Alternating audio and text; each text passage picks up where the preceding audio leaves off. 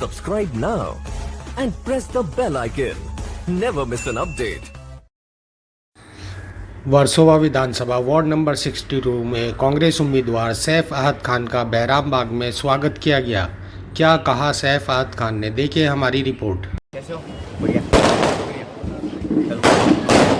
नमस्ते अंकल। नमस्ते। ठीक है। एक मिनट। बहुत बहुत शुक्रिया अंकल, बहुत बहुत शुक्रिया। कैसे आप? ठीक है तो बढ़िया, बहुत बहुत शुक्रिया। कैसे आप? कैसे आप? शुक्रिया, बहुत बहुत शुक्रिया अंकल। नमस्ते, कैसे आप? ठीक है, बढ़िया। उपस्थित तमाम इस बहराम बाग इलाके के बस्ती के जिम्मेदार लोग, सबसे पहले मैं अपने दिल की गहराइयों से आप सबका शुक्रिया अदा करना चाहूंगा कि आप लोगों ने यहाँ बुलाया, इतनी इज्जत दी, इतना सम्मान दिया और अपनी बात को कहने का मौका दिया। तो दिल की गहराइयों से सबसे पहले मैं आपको नमस्कार करता हूँ और अस्सलाम वालेकुम रहमतुल्लाहि व बरकातहू। देखिए, आज यहाँ पर उपस्थित तमाम नौजवान, तमाम बुजुर्ग और तमाम मेरी माएँ और बहनें, जितने भी लोग यहाँ खड़े रह के मेरी बातें सुन रहे हैं, आप जैसा कि जानते हैं कि भी बीएमसी के नगर सेवक के चुनाव अभी डिक्लेयर हुए। ये चुनाव कोई साधारण चुनाव नहीं है। ये चुनाव जो है आने वाले जोगेश्वरी, ओशिवरा और बहराम बाग का भविष्य डिसाइड करने वाला चुनाव है। ये बहुत ही अहम चुनाव है। इस चुनाव के माध्यम से जो है आपके इलाके के अंदर ढेर सारे काम करे जा सकते हैं, आपके बच्चों का भविष्य बनाया जा सकता है।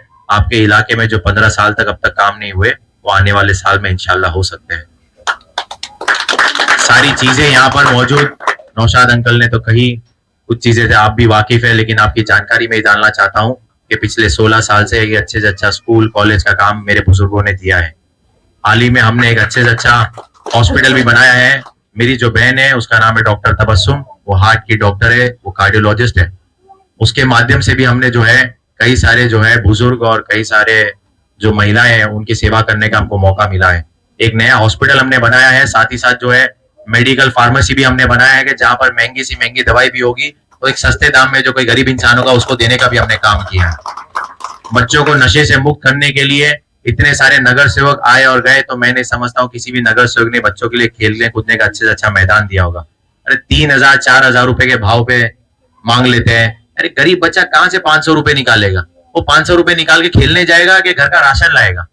तो एक नगर सेवक जिम्मेदार इंसान होता तो बच्चे लोग के लिए खेलने कूदने का अच्छे से अच्छा मैदान बनाता। वो काम भी हमने किया। वो इसलिए किया है ताकि बच्चे जो है मोबाइल की दुनिया से बाहर रह सके और नशे की दुनिया से दूर रह सके। अभी आप ही के सामने यहाँ पर लिखा है कि नो पान गुटखा स्पीडिंग ईयर। अभी ये बात बताइए कि जो तमाम नगर सेवक के चुनाव लड़ रहे हैं वो खुद ही तंबाकू खाते, तो वो क्या नशे को दूर करेंगे? सही बात है कि नहीं? तो जो इंसान खुद चीज अमल नहीं फरमा रहा है वो आपके बच्चों की जिंदगी में क्या अमल फरमाएगा? सही बात है कि नहीं बात है?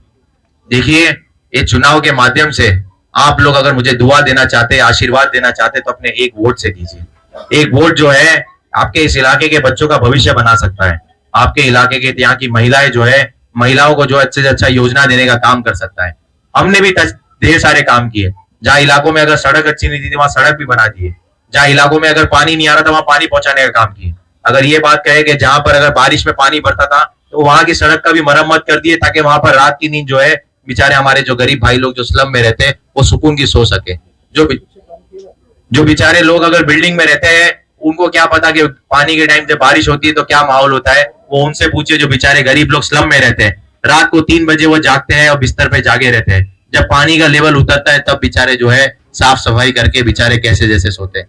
तो उन चीजों को भी नजर रखते हुए जहां जहां इलाकों में काम करने का मौका मिला तो मैंने किया। इस इलाके को जो है 16 साल से हम एम्बुलेंस के माध्यम से सुविधा दे रहे हैं बिना नगर सेवक होते हुए। तो आप ये सोचिए कि अगर नगर सेवक बनूंगा तो इंशाल्लाह कितना काम करूंगा। कोरोना काल में अगर पूरे जोगेश्वरी और बहराम बाग जैसे इलाके में किसी की एम्बुलेंस घूम रही थी तो ये बात फकर से कह सकता हूं कि हमारी घूम रही थी। गरीब इंसान को राशन पहुंचाने का भी काम हो रहा था और जो इंसान अगर बीमार था उसको हॉस्पिटल पहुंचाने का भी काम हो रहा था। मेरा ऐसा मानना है कि इस इलाके में अगर ऊपर वाले ने आप सबके जरिए इंशाल्लाह मुझे इज्जत दिया तो 5 एम्बुलेंस दूंगा इस इलाके को इंशाल्लाह। और 5 एम्बुलेंस भी मतलब जहां पर बुजुर्ग इंसान मुफ्त में अपना बीपी चेक करा सकता है। बेचारा आदमी, बुजुर्ग इंसान को जो है इस इलाके में ताकत देने की जरूरत है। मैं समझता हूं कि कोई बुजुर्ग इंसान को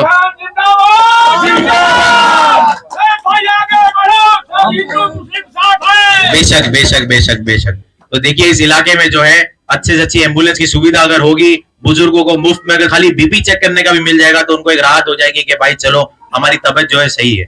इतने इंसान को तो जो बेसिक बेसिक चीज है, बीपी चेक करना, बुखार चेक करना, यानी कि डायबिटीज अगर चेक करना है तो आदमी को ये तभी नहीं पता कि डायबिटीज लो है कि हाई है। ये सारी सुविधा अगर बेसिक चीजें अगर मुफ्त में मिल जाएगी तो मैं समझता हूँ उनकी जिंदगी को जीने का एक मकसद मिल जाएगा। सही है कि नहीं है? तो इस चीज को अगर आप लोग अगर नहीं सोचेंगे तो कौन सोचेगा? यहाँ की इस चीजों के बारे में अगर यहाँ के बुजुर्ग नहीं सोचेंगे, नौजवान नहीं सोचेंगे तो कौन सोचेगा?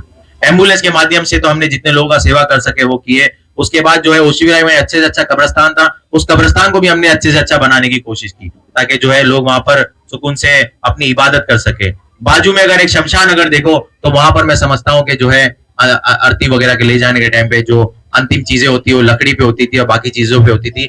महानगर गैस की लाइन भी जो है बहुत लोग कम को पता है कि हमारे गैस के जरिए एनओसी देकर वो लाइन हमने वहां पहुंचाई। क्योंकि जैसे पंडित जी ने नारा लगाया कि हिंदू मुस्लिम एक है, तो वाकई में हम यहाँ पर एक है, क्योंकि सभी समाज का जो है हमने काम करने का यहाँ पर प्रयास किया, पूरी मेहनत की। अगर आप सबकी दुआओं से सोचिए, अगर यहाँ पर इस इलाके में जीत के आऊंगा तो सबसे पहले इस इलाके के युवाओं को रोजगार देने का काम करूंगा, महिलाओं को जो है अच्छी से अच्छी योजना के तहत जो उनकी सेवा करने का मौका मिलेगा और बुजुर्गों को जो है ताकत देने का काम करूंगा। तो आप सब जो है आने वाली 15 तारीख को सबसे पहले आप सबसे दरख्वास्त है कि हाथ के पंजे पे जो है मोहर लगाए और प्रचंड बहुमत से मुझे यहाँ पर इंशाल्लाह जिता कर लाए। और मैं आपसे वादा करता हूँ कि जो काम 15 साल में नहीं हुआ, आपके इस इलाके में जो भी समस्या होगी, चाहे शौचालय की होगी, रोड की होगी, सड़क की होगी, पानी की होगी, उन सारी चीजों को अगर 1 महीने में नहीं करके दिखाया तो आप मुझे बोलना। मैं आप सबसे केवल कस्में वादे नहीं करूंगा, मैं आपसे यही कहूंगा कि इस इलाके में नारियल फोड़ने नहीं आऊंगा तो सीधा काम चालू करने आऊंगा। और मेरा आपसे वादा है कि फूल हार से जिस तरह आपने मेरा आज स्वागत किया है, उस दिन भी इंशाल्लाह आप वैसे ही मेरा स्वागत करेंगे। मुझे आप पूरे यकीन है इस चीजों का। तो बहुत बहुत शुक्रिया, ज्यादा वक्त नहीं लूंगा क्योंकि और भी जगह जाना है। आपने अपने बीच बुलाया, अपनी बात कहने का मौका दिया, मुझे खास करके अपना समझा, उसके लिए दिल की गहराइयों से मैं आप सबका शुक्रिया अदा करता हूँ। यहीं से अपनी बात को खत्म करता हूँ। जय हिंद, जय महाराष्ट्र, अल्लाह हाफिज, दुआ में याद रखिएगा।